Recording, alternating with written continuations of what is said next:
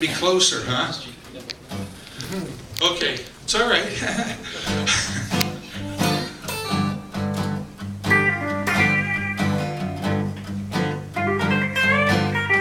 So this is all minor. Now I can add a major.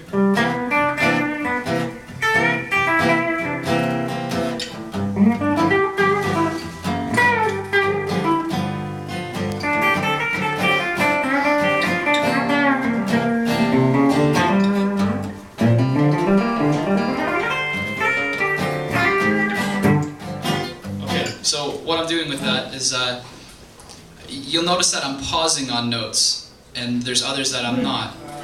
The reason for this is because I'm emphasizing the root note, the G, because we start 1, 4, 5. We're in the key of G. That means I want to really, if I want to land and stop, I will stop on the note G.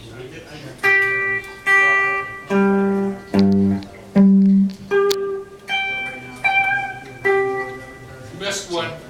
Oh, one over here. Yeah, that's it. Okay, right. But so that's how that system works. And there's things called chord tones. There's a triad, a G major triad. Has anyone heard about that out there? G major triad. I know John has. He's a classical musician. He's done all of this. But those are also good notes to land on. You know, the third, the fifth of the chord. For example, this riff.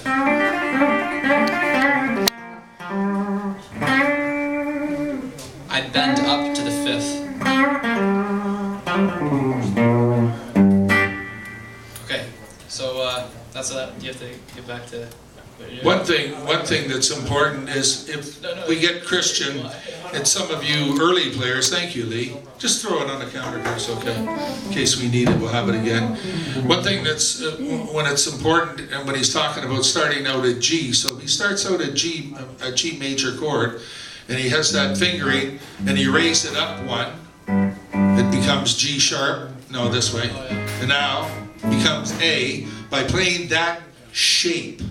Yes. Where those fingers are entrenched like this, then as he moves up, once you can play that shape, then you can play all the chords. So he starts on F even, and he goes all the way up.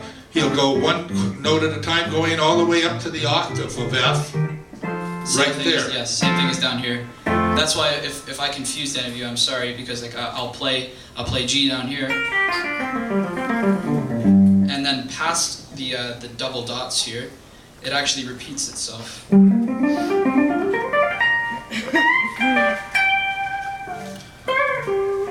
And for people that are just starting out on guitar, you have that shape, if you're thinking in terms of that shape, that F chord that he does, by taking off one finger.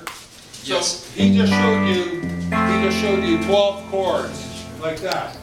Going from here to the octave. Now, if he takes off his one finger, They're all minor. and puts that on top of there, and starts on F, and he moves it up. That's all the minor chords for a whole octave. Yeah. So those two shapes, the first one he does, major, Yep. and minor, all the way up, that's 24 chords. Between those 24 chords, for the average player or a person starting out, those 24 chords you can play any song, because that gives you every chord that there is in those 24 chords. Okay. Going up makes it Sharp. sharp, going down makes it Flat. flat. However, there is I won't get too much into that, because there's parts where there aren't a sharp and flat, like between B and C and E and F. And E and F. That's what just kind of Yeah. what the whole step half. Yeah. That's why a keyboard looks like the way it does. There's black keys on a keyboard. Well, those are all sharps and flats. And now there's keys. There's two white keys together sometimes, and that's where no sharp or flat occurs between B and C and E and F. So knowing that, you can count all the way up the neck and find what you need to do. And when he's doing his pattern, when Lee was playing the pattern in G, the notes that he plays the minor one. So if you're playing like this, any note that he plays on that pattern fits this chord. Now if he raises it up to, and he takes his pattern up to, that fits everything in the next key up. So what I do there is like I'm just hitting the root, the third and the fifth. It's a pretty simple thing. So you hit a G dominant 7, you can hit the root, third and fifth, and if you do that fast, it sounds pretty cool.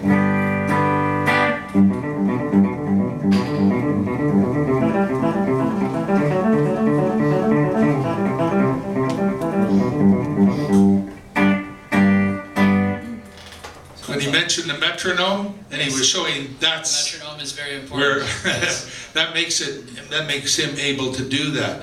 So if he started out doing a run, and he's at, for example, one that I'm working on right now, it's this. It's by a fellow named Rick Graham, and it's in the key of D, I believe.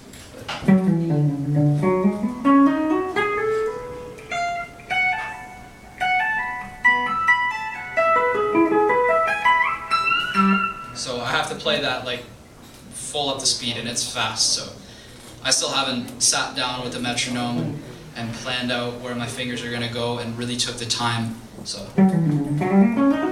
So I'd have to sit down. That's something I can't even do right now. But with the metronome, I will be able to with time. So another thing with the metronome too, just to touch on that, for the people that are just really starting out, or just really incompetent like myself, what you do is you have the metronome too, and a good exercise to get dexterity. People like Larry Carlton, he's been on every studio record for the last 30 years, Steely Dan, all those. He comes out and does certain things to stretch his fingers to warm up before he gets into the good stuff.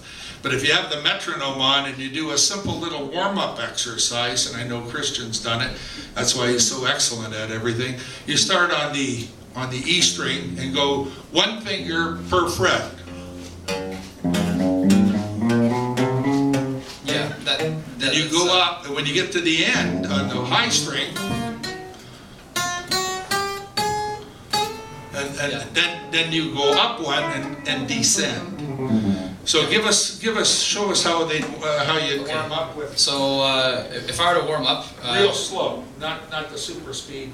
Just for the average old guy like me, 1, 2, 3, 4. So you go through from starting on the bass string. So you'll see that each finger corresponds with one fret. There's actually a lot of advanced players too who do this, and it's also to if you advance, you'll see that a lot of guitar players will only want to play 3 strokes on each string and move to the next string. This will help you to break past that mental block and play 4 notes for each string. This is using something called chromaticism. Chromaticism means that there's a semitone between each note, and they aren't like, for example, if I were to play a G major, and I were to play a G chromatic scale, there are bad notes in there, but if you go past them quickly, they sound good. So, with that knowledge, this is chromaticism.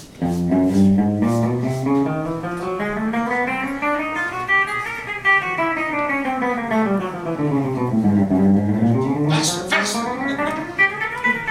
And that's just a good warm-up for everyone. And it also, once again, it'll show you about that pick tilt. That's important. So, after that. Back up just a second. Yeah. Back to your whammy bar. Do you go to the trouble to make sure that if you do a full bend that you're bending a third or 2 steps or 1 step? I never. Does it make any difference to you? I never really find myself playing a song or playing a riff that I really have to go back to and say, well, like I never really find myself in that situation. Usually I'll only do just one semitone kind of thing, just up to the note. So if I was in G, it's just 1 fret.